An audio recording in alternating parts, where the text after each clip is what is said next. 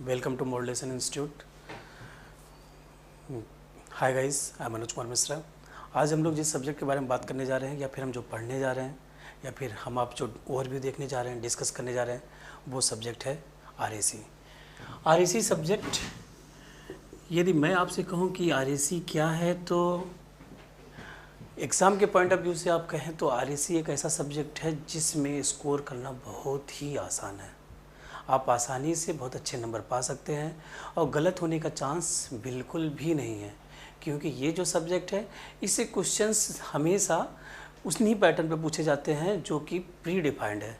Innovation देखने के chances कम मिलते हैं और यदि आपके कॉन्सेप्ट क्लियर हैं तो आप इस सब्जेक्ट में पूरे नंबर पहले से मान के चलिए कि वो आपके हैं।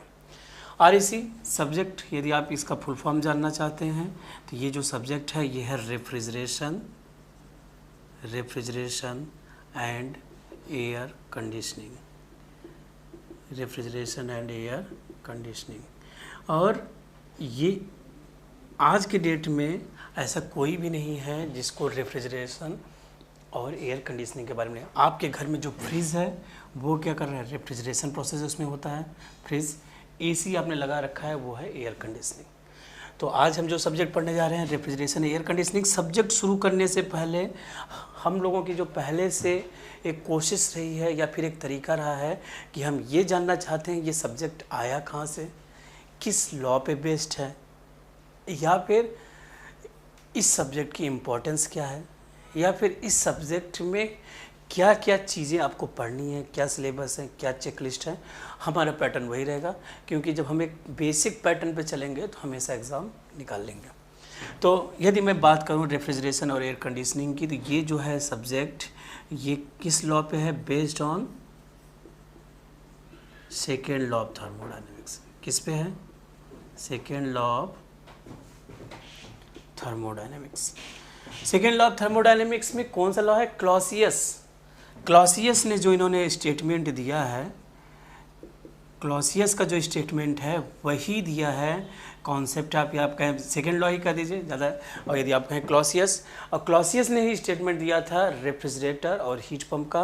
और यदि आपसे कोई कहते कि concept of refrigerator and heat pump is given by which law, तो आप कहेंगे सेकेंड लॉ ऑफ थर्मोडायनेमिक्स, या फिर गिवन बाय क्लॉसियस।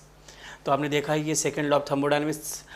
मैंने बेसिक जब हम लोग स्टार्ट किए थे तो मैंने आपको बताया था कि यदि आपको थर्मोडायनेमिक्स आता है तो थर्मोडायनेमिक्स का ही एप्लीकेशन आरएसी है, थर्मोडायनेमिक्स का एप्लीकेशन ही आईसी इंजन है, थर्मोडायनेमिक्स का एप्लीकेशन ही आरएसी है। तो सेकेंड लॉ पे काम कर रहा है, क्लॉसियस स्टेटमेंट काम करेगा, और ये सब आप पहले से जानते हैं। अब हम आते हैं कुछ राइटर के बारे में बात करते हैं। तो राइटर यदि मैं आपसे कहूँ तो फॉरेन राइटर में यदि आप पढ़ना चाहते हैं तो WF स्टॉकर पढ़ लीजिए, और बाकी इंडियन राइटर आप जानते ही हैं।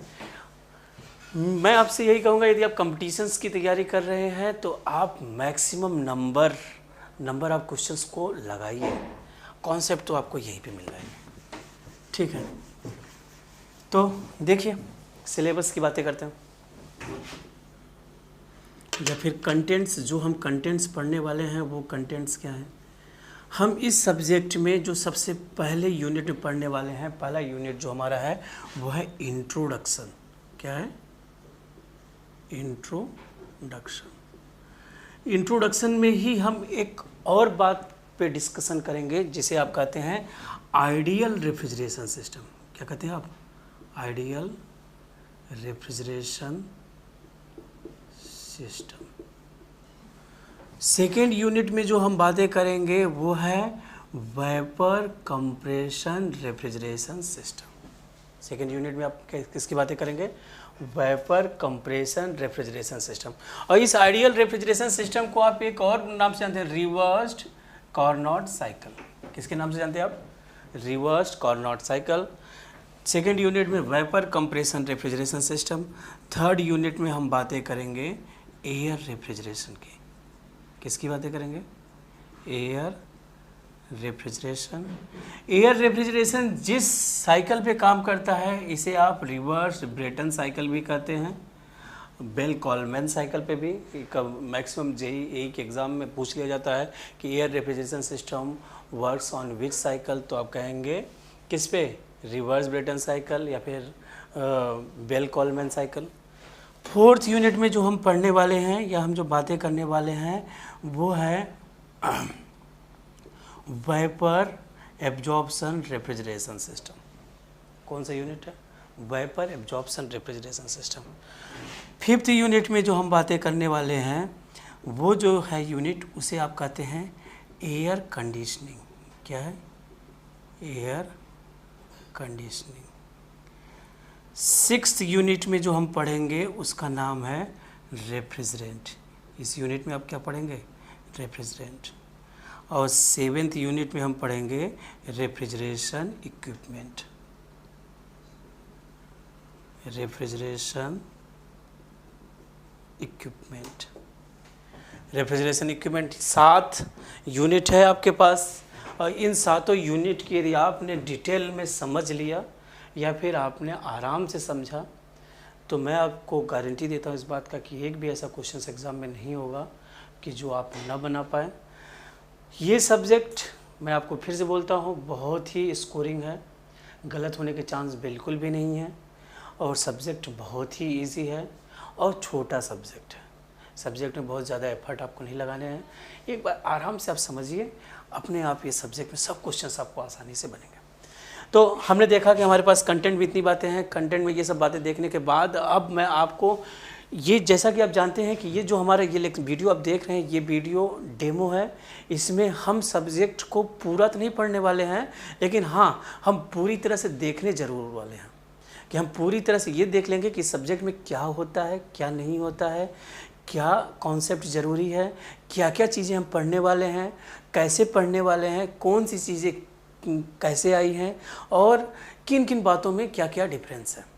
तो इन सब बातों को हम यहाँ पे देखने वाले हैं। तो सबसे पहले मैं आपको हम आप बातें करते हैं पहली यूनिट इंट्रोडक्शन या फिर आइडियल रेफ्रिजरेशन सिस्टम की बातें कर रहे हैं, जिसे रिवर्स कार्नोट साइकिल कहते हैं। तो देखिए यूनिट फर्स्ट की बातें करते हैं हम।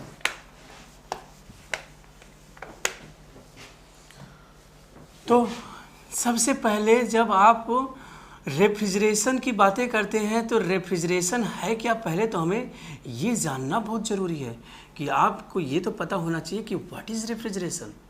हम पढ़ने जा रहे हैं तो रेफ्रिजरेशन क्या है। तो यदि आपसे कहूँ कि व्हाट इज़ रेफ्रिजरेशन, तो आप कहेंगे it is a process of removing heat from one location to rejecting heat to another location by some means of work input. या छोड़िए, आसान भाषा में बातें करिए। रेफ्रिजरेशन क्या है?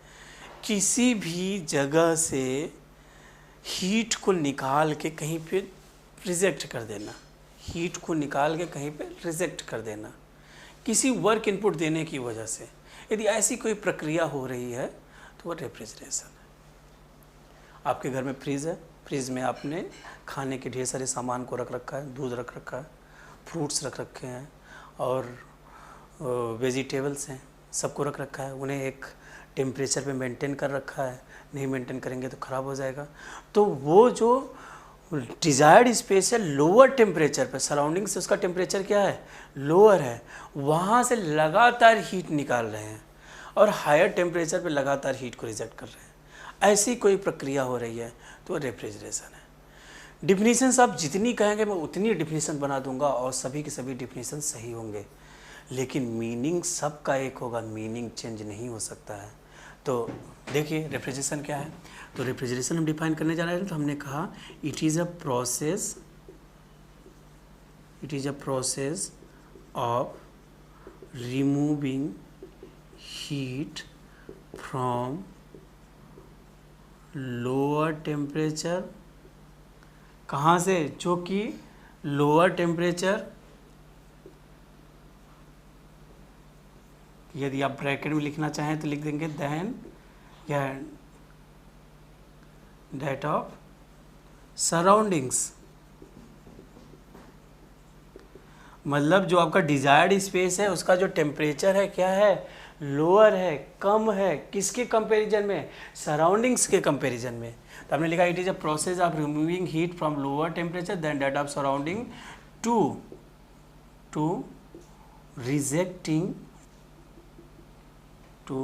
rejecting heat at higher temperature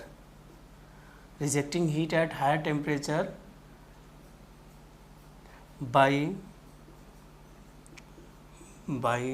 some means of work input, by some means of work input।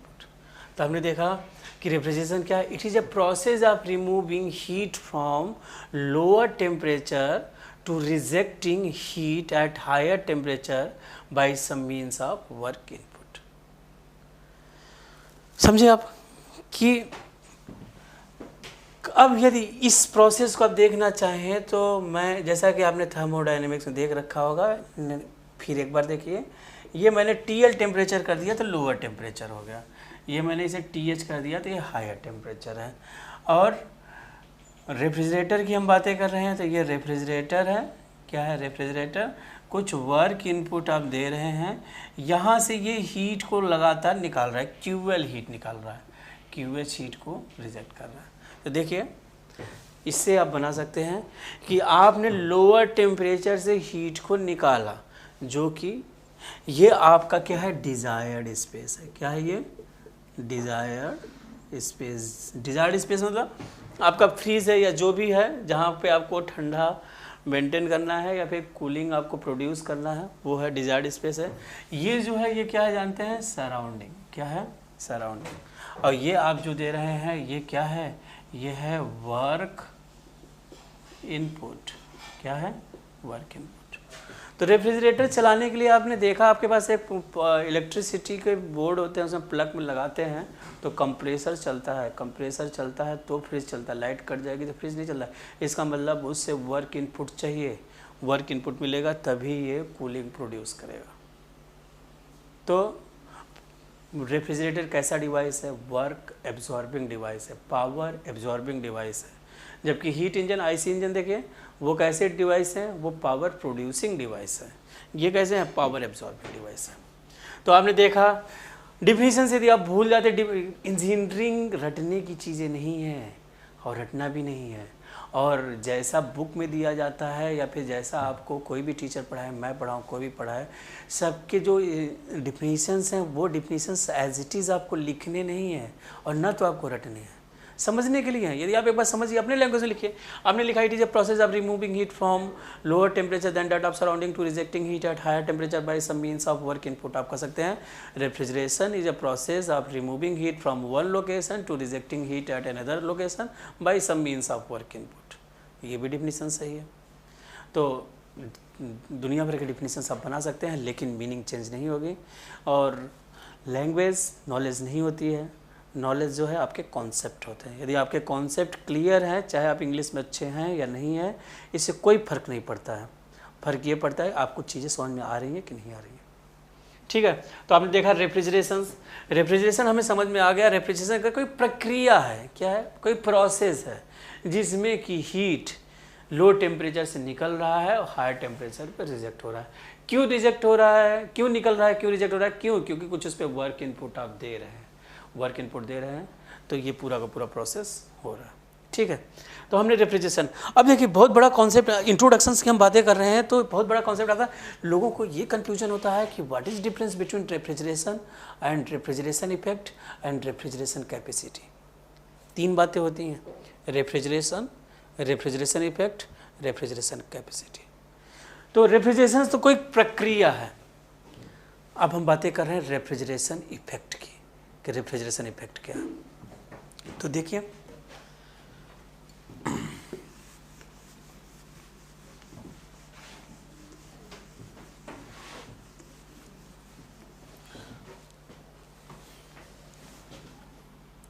अब हम बातें करने जा रहे हैं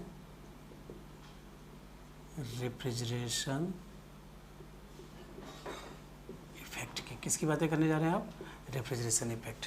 तो रेफ्रिजरेशन इफेक्ट को आप डिफाइन करना चाहेंगे, व्हाट इज रेफ्रिजरेशन इफेक्ट, तो आप कहेंगे कि it is a amount of heat. क्या है, अमाउंट, मात्रा है हीट की। It is a amount of heat which is required to extract, जो कि निकालने की ज़रूरत है। एक्सट्रैक्ट वर्ड आपने सुना होगा ऑयल माइनिंग में, मतलब नीचे से कोई चीज़ों को निकाला जा रहा है ना, तो उसे कहते हैं एक्सट्रैक्ट करना कहते हैं। लोअर टेम्परेचर से हीट को निकाल रहे हैं ना, तो एक्सट्रैक्ट कर रहे हैं। तो आप कहेंगे it is a amount of heat which is required to extract from lower temperature to lower temperature कैसा है, which is lower than that of surroundings, extract heat from lower temperature and rejecting heat at higher temperature with some work input या फिर with the help of some work input, कुछ work input की help से। क्योंकि कुएं से आप पानी निकाल रहे हैं, नीचे है पानी, तो आपने रस्सी से खींचा, वर्क दे रहे हैं, वर्क कर रहे हैं, कार्य कर रहे हैं, कुछ पावर लगा रहे हैं, शक्ति लगा रहे हैं, तो पानी नीचे से ऊपर निकल रहा है। यदि वर्क देना बंद कर देंगे तो पानी नहीं निकलेगा।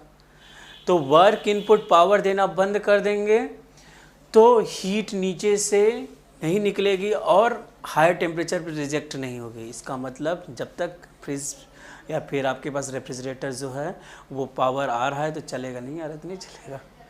तो आप जानते हैं तो क्या है, it is a amount of heat which is required to extract, it is the amount of heat which is required to extract from lower temperature than that of surrounding and rejecting heat at higher temperature with some help of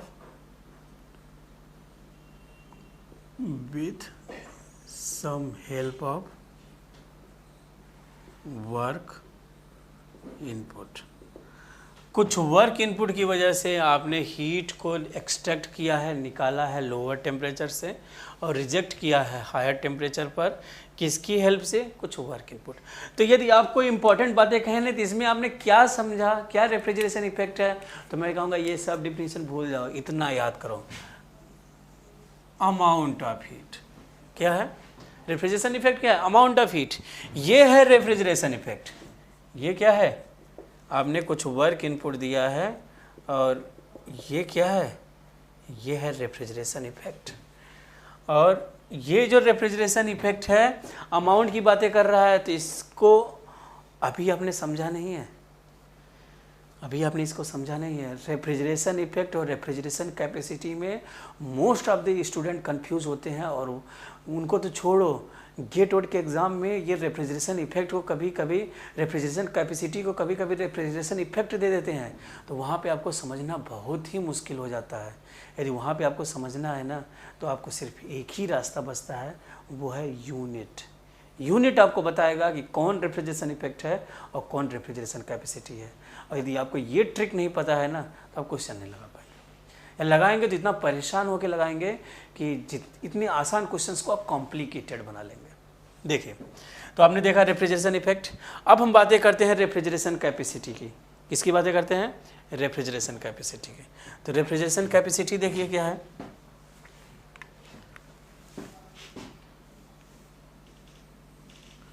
refrigeration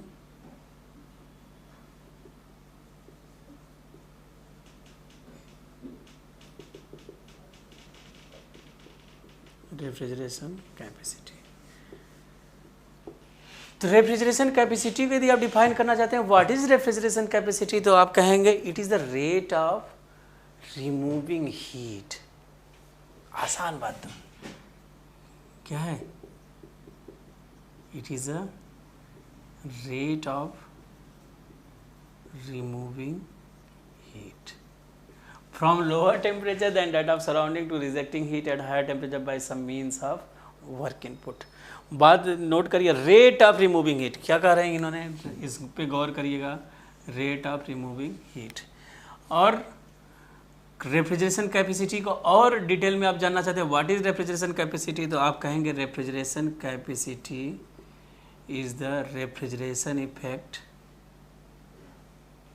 per unit time मतलब यदि आप refrigeration effect को time से divide कर दीजिए तो आपको क्या मिल जाएगा, रेफ्रिजरेशन कैपेसिटी।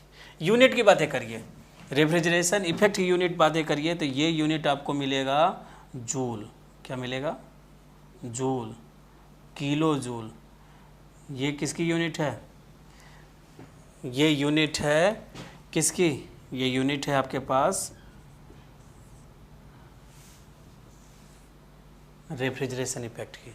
यदि आप कैपेसिटी की यूनिट देखना चाहते हैं रेफ्रिजरेशन कैपेसिटी की, तो यदि रेफ्रिजरेशन कैपेसिटी का यूनिट आप देखना चाहते हैं तो आप देखिए इसका जो यूनिट है वो इफेक्ट यूनिट आपने क्या लिखा, पहले आपने लिखा जूल। अब मैं टाइम को यूनिट ले लिया पहले सेकेंड में, तो जूल सेकेंड, तो ये क्या बन गया, इसी को आप कहते हैं वाट। और यदि ये किलो जूल पर सेकेंड हो गया तो क्या हो गया ये, तो इसी को आप क्या कहते हैं, kilowatt. Joule per minute हो सकता है, ये सब यूनिट किसकी हैं आप जानते हैं, या फिर जूल पर आवर जो भी है। मतलब नीचे यदि आपको टाइम दिख रहा है, नीचे यदि आपको टाइम दिख रहा है, amount is, when amount is divided by time then there is need to understand that it is a refrigeration capacity. यदि समय का जिक्र कर दिया गया है, कहने का मतलब है कि यदि मैं आपसे कहूँ कि आप कुएं से कितना पानी निकालते हैं तो आप कहिए 100 लीटर, तो ये क्या हो गया, अमाउंट हो गया। मैं कहूँगा 1 घंटे में कितना पानी कुएं से खींच लेते हैं आप, तो ये क्या हो गया, आपकी कैपेसिटी हो गया, एक इफेक्ट था। और तो और छोड़िए, यदि मैं कहूँ कि रेफ्रिजरेशन इफेक्ट और रेफ्रिजरेशन कैपेसिटी में क्या अंतर है, तो मैं कहूँगा कि वही अंतर है जो अंतर वर्क और पावर में है। किस में अंतर है, वर्क और पावर में। क्या है ये जो है, सिमिलर टू वर्क। वर्क की यूनिट क्या होती है बताइए आप, वर्क यूनिट जूल होती है, वर्क यूनिट क्या होती है, किलो जूल होती है। सिमिलर टू वर्क है, इसकी यूनिट जूल है, किलो जूल है। यदि मैं आपसे कहूँ कैपेसिटी क्या है, तो आप कहेंगे कैपेसिटी किसकी है, सिमिलर टू पावर। इसकी यूनिट क्या होती है, इसकी यूनिट होती है वाट, इसकी यूनिट क्या होती है, kilowatt.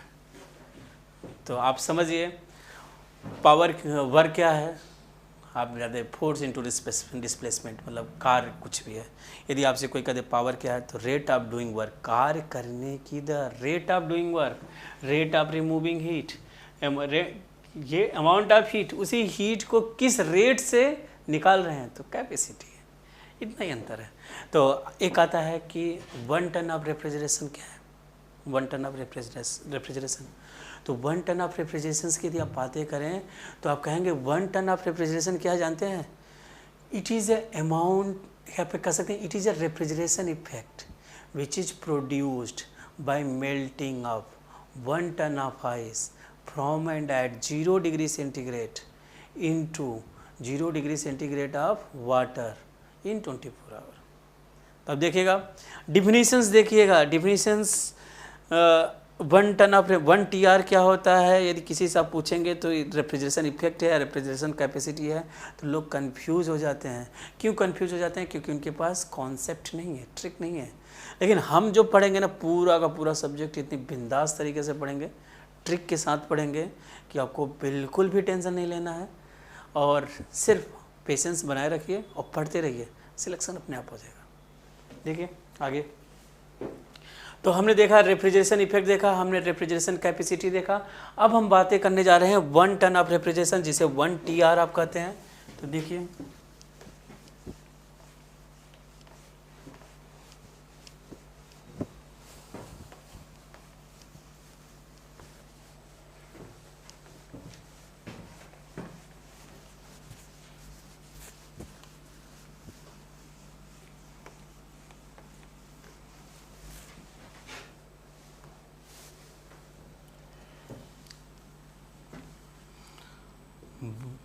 1 ton of refrigeration 1 TR।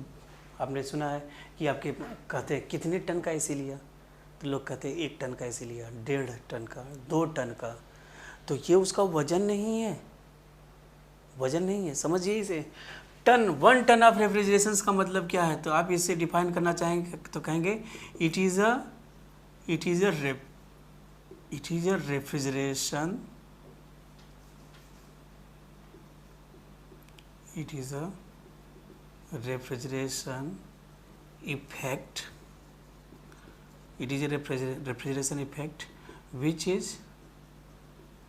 is produced by melting 1 ton of ice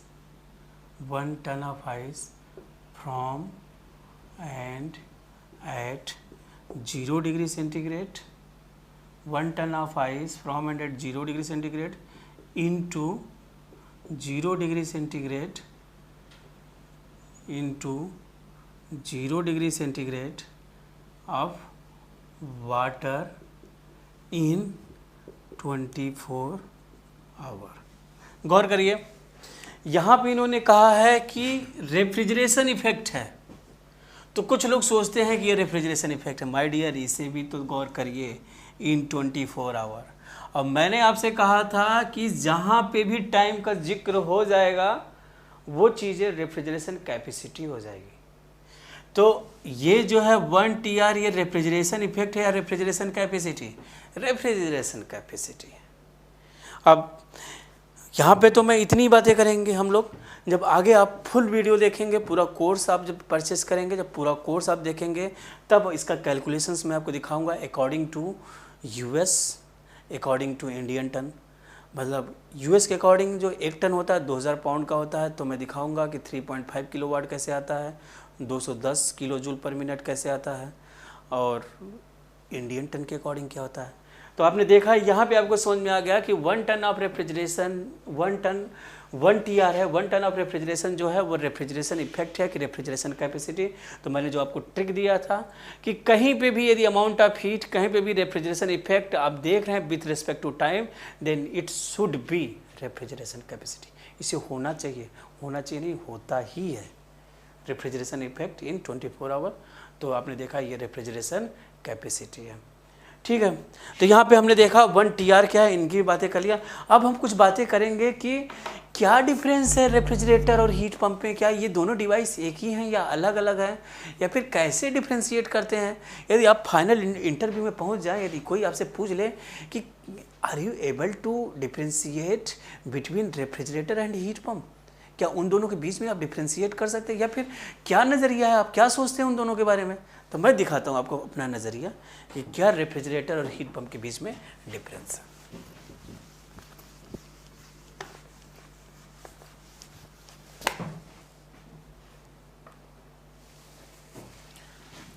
मैं आपको डायग्राम दिखा रहा हूँ, 2 डायग्राम दिखा रहा हूँ। आपको पहचानना है कि कौन सा रेफ्रिजरेटर है और कौन सा इसमें क्या है, हीट पंप है। और जब आप वीडियो देखेंगे तो सामने तो मैं नहीं रहूँगा, लेकिन आपको खुद से आंसर देना है, फिर मैं आंसर दूंगा। दोनों यदि मैच हो गए तो आप ब्रिलियंट, नहीं मैच हुआ तो भी अच्छे हैं। तो देखिए, आपने ये वर्क इनपुट है। अब एक और मेरे पास डायग्राम है, हाँ, और इस डायग्राम को भी आप देखिए। ये लोअर टेम्परेचर है और यहाँ से QL हीट जा रहा है, QH TH, और ये आप क्या दे रहे हैं, वर्क इनपुट। अब हम मुझे बताइए कि इसमें से कौन सा रेफ्रिजरेटर है और कौन सा हीट पंप है। रेफ्रिजरेटर कौन सा है, हीट पंप कौन सा है, आपको डिफ्रेंशिएट करना है। कोई भी इन दोनों डायग्राम के बीच में डिफरेंस है क्या, कुछ भी अंतर है क्या, अंतर पहचानो। कोई भी अंतर नहीं है। Work input TL TL, QL QL, QH QH, TH TH, both are same device. अंतर तब आप डिफ्रेंशिएट कर सकते हैं यदि आपको ये पता चल जाए डिजायर्ड इफेक्ट क्या है। यदि ये डिजायर्ड इफेक्ट है, क्या है डिजायर्ड इफेक्ट, तो ये कर क्या रहा है, ये लोअर टेम्परेचर से हीट निकाल रहा है। इसका मतलब यहाँ पे क्या प्रोड्यूस हो रहा है, कूलिंग। तो ये कौन सा इफेक्ट प्रोड्यूस कर रहा है, ये प्रोड्यूस कर रहा है रेफ्रिजरेशन इफेक्ट। अब इस डिवाइस का नाम पड़ गया रेफ्रिजरेटर। यदि इसको बात करिए तो ये क्या कर रहा है, ये हीट रिजेक्ट कर रहा है कहीं पे भी, तो ये डिजायर्ड इफेक्ट है। तो ये क्या कर रहा है, ये हीटिंग कर रहा है, हीटिंग इफेक्ट प्रोड्यूस कर रहा है। तो अब इस डिवाइस का नाम हो गया हीट पंप।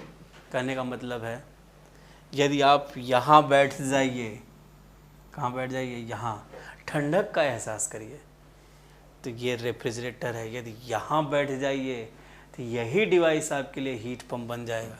अब आप यहाँ पे बैठ गए हैं तो आपके लिए ये क्या हो गया है, heat pump.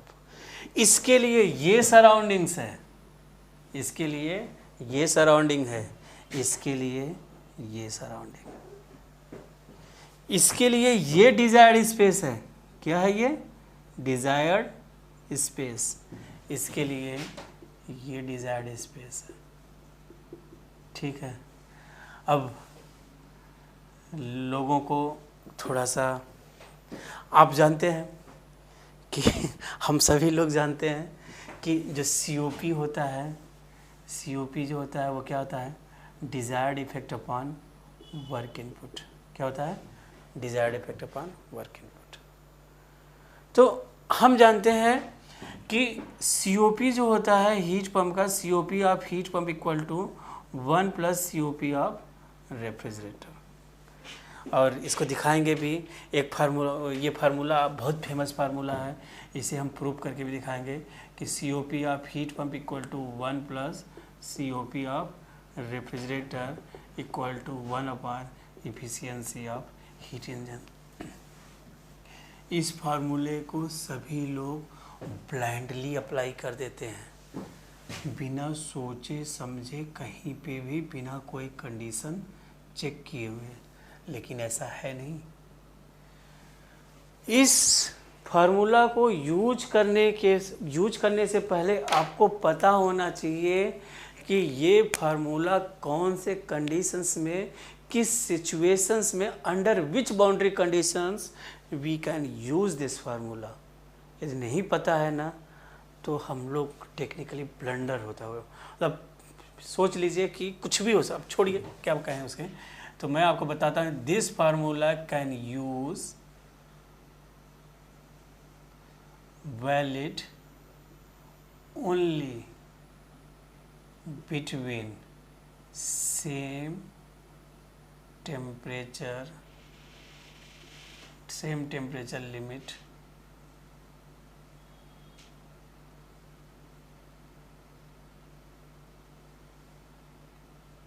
valid only for same temperature limit only।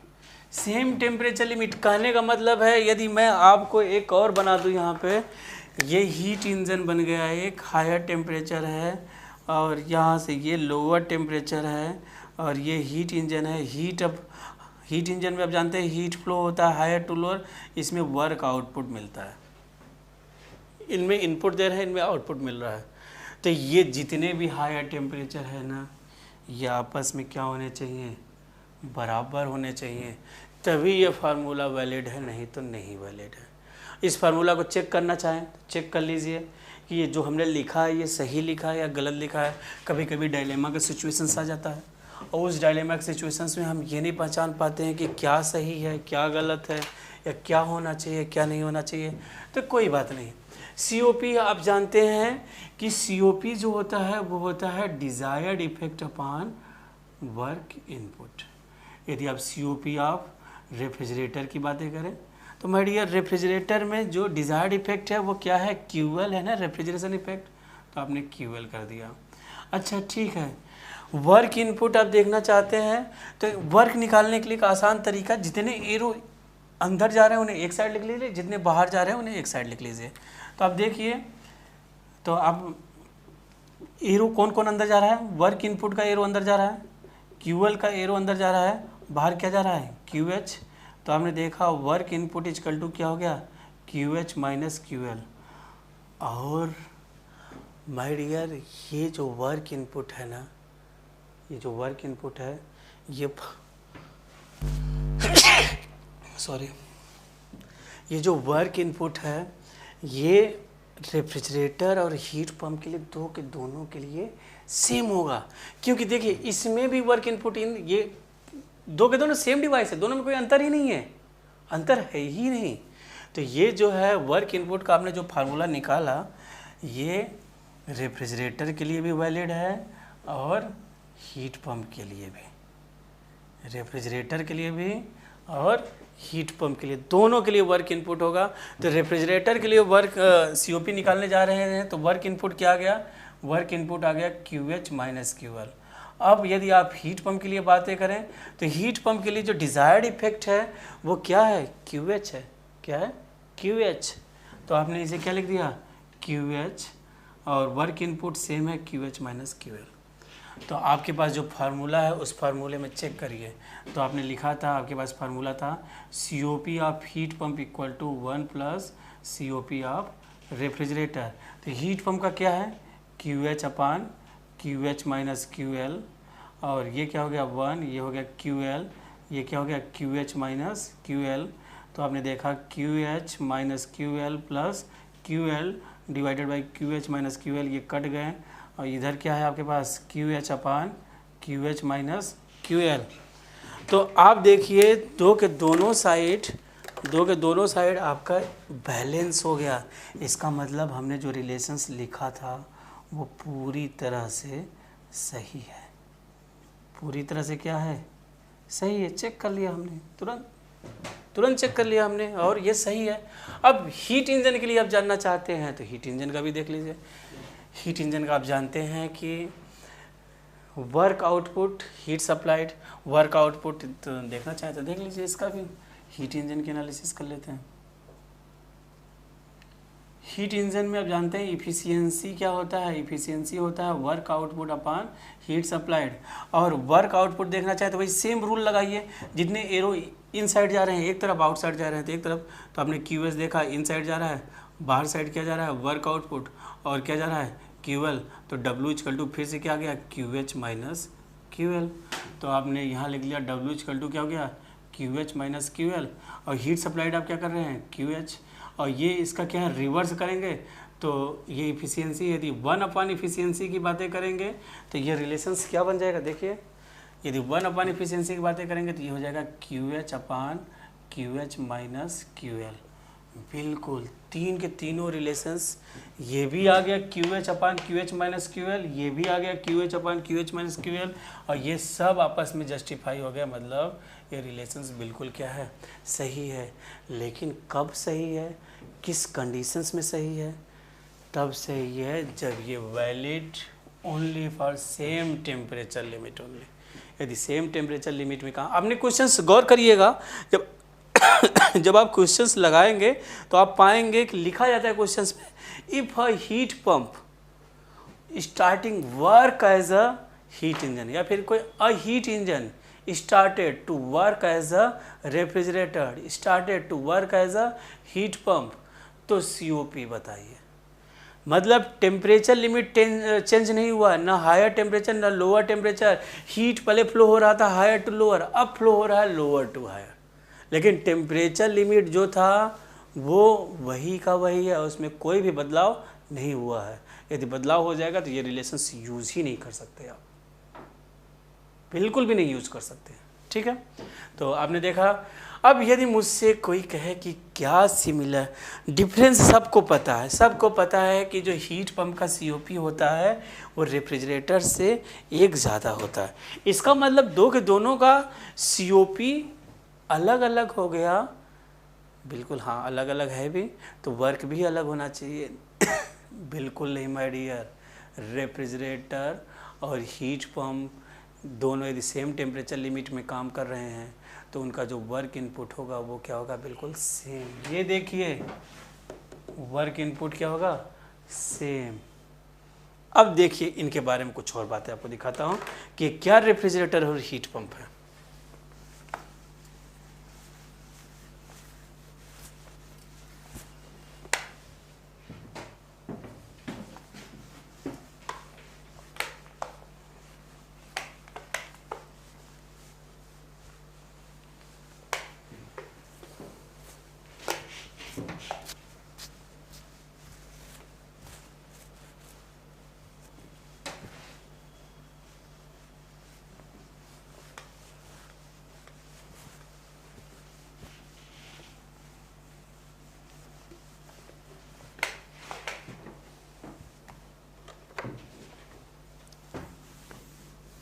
तो देखिए ये आपके पास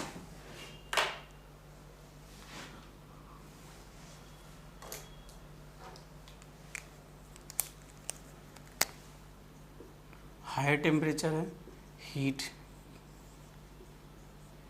ये लोअर टेम्परेचर है, क्यूएल हीट जा रहा है, कुछ वर्क इनपुट आप दे रहे हैं, ठीक है। और रेफ्रिजरेटर मैंने इसका नाम दे दिया, कोई इशू नहीं है। आपने डिफ्रेंशिएट करना काफ़ी हद तक सीख लिया है, और भी बातें हम लोग अभी करने जा रहे हैं। हीट पंप नाम दे दिया, हायर टेम्परेचर, वर्क इनपुट, ठीक है। अब यदि मैं आपसे कहूँ रेफ्रिजरेटर हीट पंप, ये दो के दोनों सेम डिवाइस क्यों हैं? ये दो के दोनों सेम डिवाइस हैं। क्या है? Same device. यदि मुझे अपने इतनी सालों से जो मेरा 6 सालों का टीचिंग एक्सपीरियंस रहा है, उसमें मैंने जो सीखा, मैं कहूँगा ये एक डिवाइस है। जैसे आपने देखा जो सन है, सूरज, हमेशा, वैसे तो ये साइंस से देखेंगे तो हम पृथ्वी जो घूमती है उसकी वजह से ईस्ट से वेस्ट ज़्यादा दिखता है, या फिर छोड़िए, हमें इतना दिमाग नहीं है। आप देखते हैं सूरज उगता है पूरब में और अस्त होता है पश्चिम में, राइज होता है वहाँ पे और डूब जाएगा वेस्ट में। तो आपने देखा कि सन जा रहा है कहाँ से कहाँ, ईस्ट से वेस्ट, यहाँ से उगा यहाँ पे डूब गया। तो सन का उगना और डूबना प्रकृति का नियम है, कभी भी चेंज नहीं होता, चाहे सर्दी हो या गर्मी हो, पूरब से ही निकलेगा, पश्चिम में जाके डूब जाएगा। वैसे ही ये डिवाइस है, हीट जो आपका रेफ्रिजरेटर और हीट पंप है, इनमें हमेशा हीट फ्लो होगा lower temperature to higher temperature. अब जैसे सूरज था ना, तो आपने देखा, इसे लिख दिया मैंने नाम हीट, और ये लोअर टेम्परेचर से हीट चला और हमेशा कहाँ जा रहा है? हायर टेम्परेचर पे। हमेशा कहाँ जा रहा है? लोअर टेम्परेचर से हायर टेम्परेचर। अब गर्मी का दिन है, कौन सा दिन है? समर का। समर है तो आप चाहते हैं कि आपको कूलिंग मिले। कूलिंग मतलब कि यहाँ से हीट को कोई निकाल ले, ठीक है। सूरज वैसे ही चल रहा है, लेकिन आज ये अच्छा नहीं लग रहा है। क्यों? क्योंकि गर्मी के दिन चल रहा है। सर अब मान लीजिए विंटर आ गया। क्या आ गया? विंटर आ गया। वही सूरज है, अब आप चाहते हैं थोड़ी देर निकला रहे, थोड़ी सी हीट आपको मिल जाए। मतलब यहाँ पे अब आपकी डिमांड क्या हो गई कि थोड़ी सी हीटिंग मिल जाए। यदि हीटिंग आपको डिज़ायर्ड इफेक्ट ये है, तो ये कैसा काम कर रहा है? As a heat effect. यदि कूलिंग आपका डिज़ायर्ड इफेक्ट है, तो ये कैसा काम कर रहा है? Refrigeration effect. मतलब रेफ्रिजरेशन, यहाँ पे हीटिंग इफेक्ट देखेंगे, और हीटिंग इफेक्ट देख रहे हैं तो वो डिवाइस कौन सा होगा? Heat pump. रेफ्रिजरेशन इफेक्ट देख रहे हैं तो वो डिवाइस कौन सा होगा? रेफ्रिजरेटर। तो वही है, डिवाइस दोनों सेम है, दोनों में वर्क इनपुट दे रहे हैं। यदि डिज़ायर्ड इफेक्ट आपका यहाँ पे है, यदि डिज़ायर्ड इफेक्ट ये देखना चाह रहे हैं और रेफ्रिजरेशन इफेक्ट आप पाना चाह रहे हैं, तो इस डिवाइस का नाम है रेफ्रिजरेटर। यदि डिज़ायर्ड इफेक्ट आप यहाँ देखना चाह रहे हैं, साइकिल के लॉ में कोई डिफ्रेंशिएट, दो के दोनों सेकंड लॉ पे काम कर रहे हैं, दो के दोनों में हीट फ्लो हो रहा है लोअर टू हायर, दो के दोनों में वर्क इनपुट दे रहे हैं, वो भी सेम। डिफरेंस है तो सीओपी और डिज़ायर्ड इफेक्ट में। यदि ये डिज़ायर्ड इफेक्ट देख रहे हैं और यदि ये हीटिंग इफेक्ट है, तो इस डिवाइस का नाम क्या है? हीट। तो सिमिलरिटी की यदि मैं बातें करूं कि हीट पंप और रेफ्रिजरेटर में क्या सिमिलरिटी है, तो आप देखें कि सिमिलर क्या है, तो आप कहेंगे कि हीट फ्लो क्या हो रहा है। सिमिलर बातें क्या है कि heat flow from lower temperature to higher temperature. कहाँ से कहाँ फ्लो हो रहा है? दो के दोनों डिवाइस में क्या है? सेम वर्क इनपुट है। दो के दोनों डिवाइस किस पे कर रहे हैं? Works on second law. Difference यदि आप देखेंगे तो डिफरेंस क्या है? देखिए डिफरेंस की यदि आप बातें करें तो COP इज डिफरेंट। आप जानते हैं ना कि हीट पंप का क्या होता है, रेफ्रिजरेटर से एक जाता है। दूसरा, desired effect is also different. तो ये छोटी छोटी बातें, ये आपको किसी बुक में ये बातें नहीं मिलेंगी, ना तो किसी कोचिंग के नोट्स मिलेगा। ये मेरा पर्सनल परसेप्शन है इस सब्जेक्ट को लेके। ढेर सारी बातें आपको दिखाएंगे। तो आपने देखा हीट पंप और रेफ्रिजरेटर के बारे में हमने ढेर सारी बातें की, और हम देखेंगे जितने भी रेफ्रिजरेशन साइकिल्स हैं ना, उन सभी साइकिल्स पे हीट पंप भी बनाया जा सकता है यदि आपकी डिज़ायर्ड हो तो। मैं न्यूमेरिकल भी कराऊंगा। Vapour compression refrigeration system, vapour compression refrigeration cycle पे मैं आपको हीट पंप के न्यूमेरिकल कराऊंगा। क्यों? क्योंकि दो के दोनों सेम डिवाइस हैं, सेम डिवाइस हैं। देखिए अंतर है तो क्या अंतर है, सिर्फ अंतर है तो डिजायर्ड इफेक्ट का, COP का।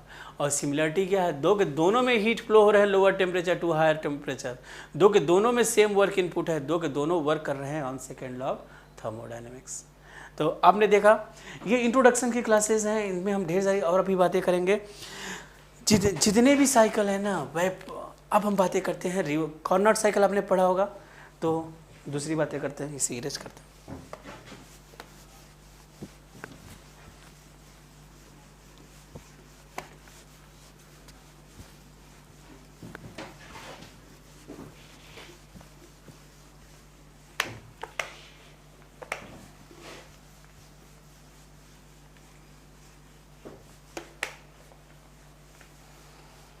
पूरा का पूरा RAC एक बोर्ड पे देखने वाले हैं। कहाँ देखने वाले हैं? एक बोर्ड पे। तो ये जो है हमारे पास सबसे पहला रेफ्रिजरेशन सिस्टम या फिर रेफ्रिजरेशन जिस पे काम कर रहा है, तो उसको हमने क्या बोला, रिवर्स कार्नोट साइकिल, जिसे आप क्या कहते हैं, आइडियल रेफ्रिजरेशन सिस्टम। कौन सा है? पहला रेफ्रिजरेशन। दूसरा रेफ्रिजरेशन सिस्टम मेरे पास जो है उसको मैंने बोल दिया वेपर कंप्रेशन रेफ्रिजरेशन सिस्टम। तीसरा रेफ्रिजरेशन सिस्टम हमारे पास जो है उसको मैंने बोला एयर रेफ्रिजरेशन सिस्टम। क्या है? Air refrigeration system. और ये जिस पे काम करता है उसको आप रिवर्स ब्रेटन साइकिल भी कहते हैं, बेल कॉलमैन। चौथा रेफ्रिजरेशन सिस्टम हमारे पास जो है, चौथा रेफ्रिजरेशन सिस्टम हमारे पास जो है वो है वेपर एब्जॉर्प्शन रेफ्रिजरेशन सिस्टम। आखिरी यूनिट हमारे पास जो है वो क्या है, एयर कंडीशनिंग। क्या है? Air conditioning. रिवर्स्ड, ये जो है RCC, इसका नाम जो है वो क्या जानते हैं, reversed Carnot cycle. Reverse Carnot cycle का मतलब ये नहीं है, रिवर्स का मतलब रिवर्सिबल, कार्नोट अपने आप में रिवर्सिबल है। यहाँ पे रिवर्स का मतलब है डायरेक्शन इज रिवर्स्ड। इसका मतलब क्या है? Direction is reversed. जो हमने कार्नोट साइकिल वहाँ पे पढ़ा था, उसी कार्नोट साइकिल को मॉडिफाई करके ये बना है। यदि आप कहें तो ये कंप्रेसर है, कंप्रेसर के बाद आप यहाँ पे कहें तो कंडेंसर है, कोई एक्सपेंशन डिवाइस है, इओपरेटर है, और ये साइकिल जितने भी पावर एब्जॉर्बिंग होते हैं वो किस डायरेक्शंस में काम करते हैं जानते हैं? एंटी क्लॉकवाइज में। यदि आप इनका TS डायग्राम देखना चाहें तो ये कुछ इस तरह से। तो आप बोले तो ये 1 से 2 आइसेंट्रोपिक कंप्रेशन हो रहा है, जिसे रिवर्सिबल एडियाबैटिक कहते हैं। 2 से 3 isothermal heat rejection, 3 to 4 expansion, 4 to 1 जो है वो क्या है, आइसोथर्मल हीट एब्जॉर्प्शन। ये कैसा है? कार्नोट साइकिल है। यदि आप वेपर कंप्रेशंस की बातें करें तो वेपर कंप्रेशंस का जो ग्राफ बनता है वो कुछ इस तरह से। तो लोग कहते हैं कि ये जो डोम है ना ये कंप्यूटर बनाता है। कंप्यूटर नहीं बनाता है माय डियर, कंप्यूटर बिल्कुल भी नहीं बनाता है। गौर करिएगा, ये जो ग्राफ है ये कंप्यूटर नहीं बनाता है। इसको मैं अभी दिखाऊंगा। एक्चुअली में जब आपको मैंने हीट ट्रांसफ़र का आपने डेमो देखा होगा तो उसमें सेंसिबल हीट, लेटेंट हीट के बारे में मैंने बातें की हैं। तो देखिए सेंसिबल हीट, लेटेंट हीट के बारे में कुछ इस तरह से मैंने बातें की हैं कि यदि आप किसी भी सब्सटेंस को यदि आप हीट दे रहे हैं, यदि उसका टेम्परेचर बढ़ रहा है ना, तो वो क्या है जानते हैं? Sensible heat. यदि उसका फेस चेंज हो रहा है ना तो वो क्या है? Latent heat. तो एक मिनट देखिएगा थोड़ा सा। तो देख रहे हैं आप, ये है, यदि आप इसे बोलिए तो -10 डिग्री सेंटीग्रेड का आइस है, तो ये क्या हो गया? 0 डिग्री सेंटीग्रेड का आइस हो गया, 0 डिग्री सेंटीग्रेड का वाटर हो गया, और ये जो है आपका 100 डिग्री सेंटीग्रेड का वाटर हो गया, ये 100 डिग्री सेंटीग्रेड का स्टीम, ये हो गया सुपर हीटेड स्टीम। ये 1 एटमॉस्फेरिक प्रेशर्स का है। यदि आप और ऊपर प्रेशर पे जाएंगे तो ये जो लेटेंट हीट है ना, ये घटता जाएगा, और ये घटता जाएगा, एक क्रिटिकल पॉइंट आएगा, जिस पॉइंट पे लेटेंट हीट ऑफ वेपोराइजेशन क्या हो जाएगा? 0 हो जाएगा, और ये एक पॉइंट में कन्वर्ट हो जाएगा। और यदि इन सभी पॉइंट को जब आप मिला देंगे ना तो आपके पास एक डोम बन जाएगा, और इसी डोम को आप क्या कहते हैं जानते हैं? इसी डोम को आप कहते हैं टीएस डायग्राम। मतलब कि यदि ये ढेर सारे इनको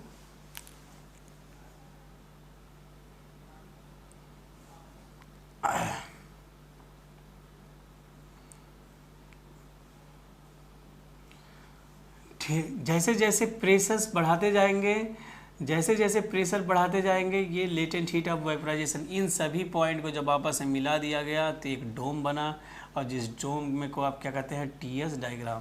तो आपने देखा कि ये आपने एक टीएस डायग्राम है। ये 1 से 2 जो है ये है आइसेंट्रोपिक कंप्रेशन, 2 से 3 जो है वो क्या है? कांस्टेंट प्रेशर पे। कांस्टेंट प्रेशर पे आप क्या कर रहे हैं? हीट को रिजेक्ट कर रहे हैं। 3 से 4 जो है वो क्या है? Isenthalpic expansion. 4 to 1 constant pressure heat absorption. तो ये जो है क्या है? Vapour compression refrigeration system. अब जब हम अपने टाइम में पढ़ते थे ना तो हम जानते थे कि ये भी टीएस डायग्राम है और ये भी टीएस डायग्राम है, लेकिन एयर रेफ्रिजरेशन सिस्टम में टीएस डायग्राम कुछ इस तरह बनता था, और जबकि वेपर रेफ्रिजरेशन सिस्टम में टीएस डायग्राम कुछ इस तरह बनता था। तो मैं कंफ्यूज रहता था। मैंने कहा कि भाई दो टीएस डायग्राम सेम है और दोनों में अलग अलग क्यों बन रहा है? क्योंकि इस रेफ्रिजरेशन सिस्टम में ये जो रेफ्रिजरेंट है ना, ये क्या है? एयर, और इसका फेस चेंज नहीं होता है। इसी डायग्राम को आप आगे बढ़ा दीजिए, और आगे बढ़ाने के बाद यहाँ पे, क्योंकि जो सुपर हीटेड स्टीम होता है उसे आप कभी कभी ट्रीट कर लेते हैं as a ideal gas under certain assumption, under certain conditions. तो ये साइकिल यहाँ पे ये जो बनेगा 1 2 3 4, ये जो बनेगा, अब ये क्या होगा? ये बिल्कुल एयर रेफ्रिजरेशन सिस्टम की तरह दिख रहा है। कैसा दिख रहा है? एयर रेफ्रिजरेशन सिस्टम की तरह। और यही तो यहाँ पे बना है एयर रेफ्रिजरेशन सिस्टम। कहने का मतलब फेस चेंज नहीं होगा। यहाँ पे तो कंडेंसर लगा होता है फेस चेंज करने के लिए, लेकिन एयर रेफ्रिजरेशन सिस्टम में कूलर होता है जो कि सेंसिबल कूलिंग करता है। क्या करता है? सेंसिबल कूलिंग करता है, फेस चेंज नहीं होता है यहाँ पे। तो आपने देखा कि यहाँ पे ये जो टीएस डायग्राम है आपके पास, ये टीएस डायग्राम, ये TS diagram air refrigeration system का है, एयर रेफ्रिजरेशन सिस्टम का है।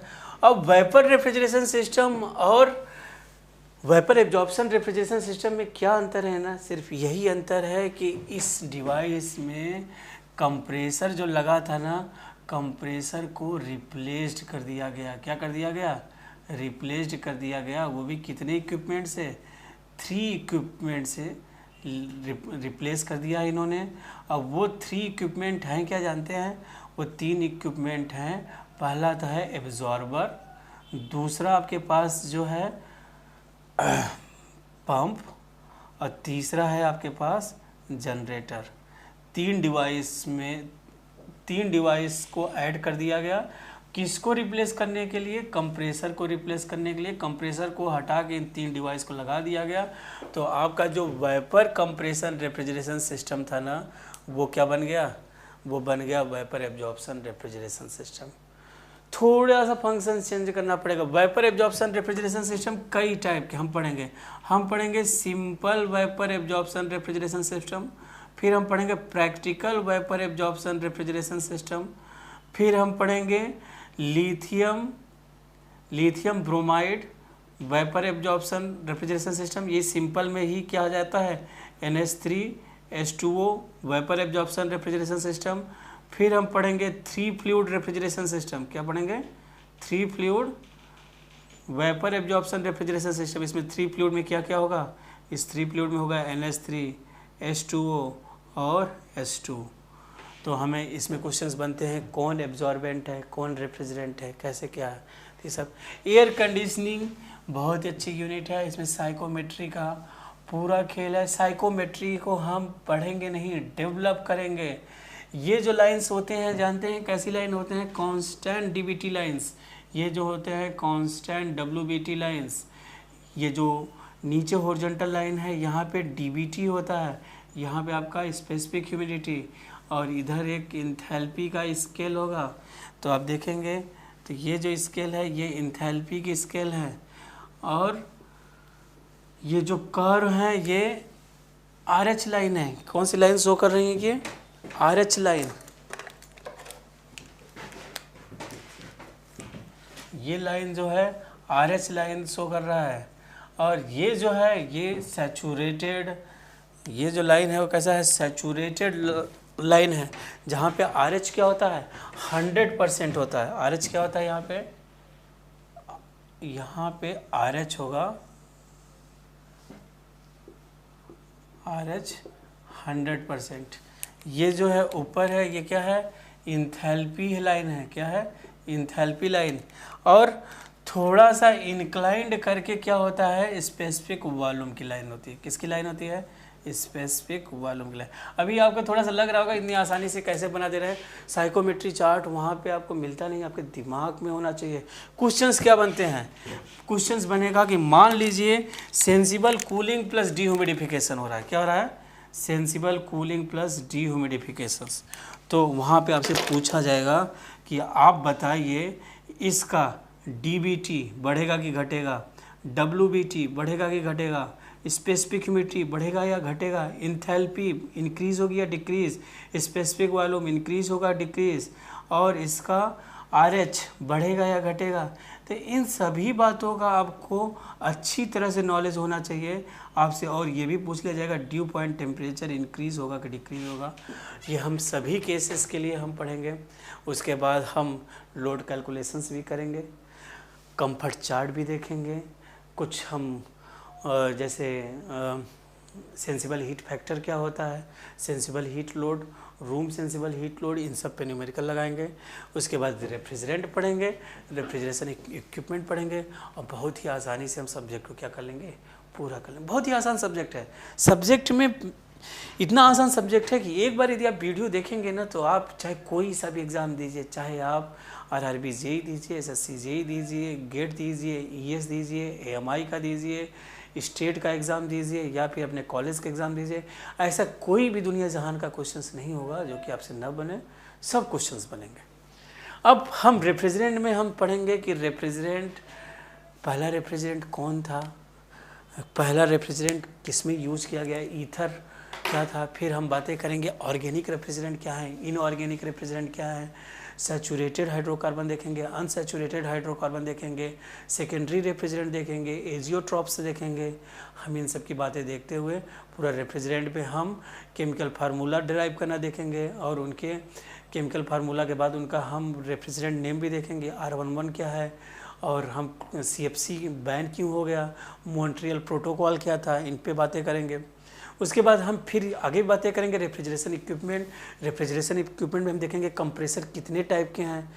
हम ये भी बातें करेंगे कि ओपन टाइप कंप्रेशन क्या है, semi hermetically sealed compressor, hermetically sealed compressor क्या है। फिर हम एक्सपेंशन डिवाइस पे बातें करेंगे, एक्सपेंशन डिवाइस कितने टाइप के होते हैं, constant area type, constant volume type, constant volume type में कितने टाइप के होते हैं, thermostatic expansion device, automatic expansion device. फिर हम बात करेंगे कंडेंसर कितने टाइप के होते हैं, इवेपोरेटर कितने टाइप के होते हैं, हीट एक्सचेंजर होते हैं, कॉयल टाइप, सेल टाइप, क्या क्या टाइप हैं। तो इन सब की हम बातें देखते हुए पूरे सब्जेक्ट को पढ़ लेंगे। आशा करता हूँ वीडियो आपको अच्छा लगा होगा। यदि वीडियो अच्छा लगा हो तो लाइक और शेयर करना ना भूलें। Thank you. अगली वीडियो में डिटेल में हम पढ़ते हैं। थैंक्स।